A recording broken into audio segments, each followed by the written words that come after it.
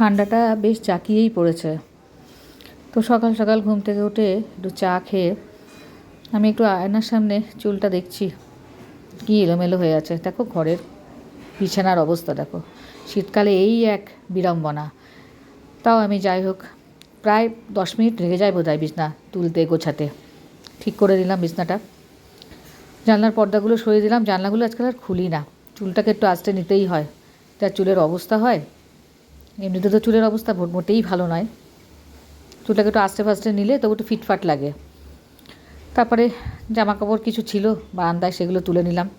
দেখো তোমাদের একটা নতুন জিনিস দেখাই, এই স্ট্যান্ড দেওয়া দোলনাটা, এটা কিনেছি। এটা অ্যামাজন থেকে নয়, এটা আমি ইয়ের থেকেই কিনেছি, এটা আমাদের কী বলে দোকান থেকেই কিনেছি, অফলাইন, অনলাইন নয়। দেখতে কেমন হয়েছে আমাকে জানিয়ে তো। তারপরে নিজেকে একটু দেখছি আয়নার আমাদের ক্যামেরাতে।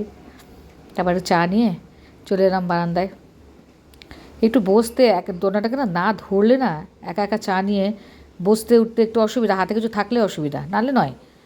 এই যে বসলাম, আবার উঠবো, চাটা চাটা নিতে গিয়ে আবার উঠতে হবে আমাকে, এই করতে হয় বারবার করে। তার মধ্যে গামছাগুলো মুখের সামনে এসে পড়ছে, কী অসুবিধা বলো তো দেখি। যাই হোক একটু চাটা খাবো, চাটায় দুটো চুমুক দিয়ে মনে পড়ে গেল আরও তো কাজ বাকি আছে। বেশিক্ষণ বসেও থাকতে পারি না, যে একটুখানি বসে রিল্যাক্স করব সে উপায় নেই।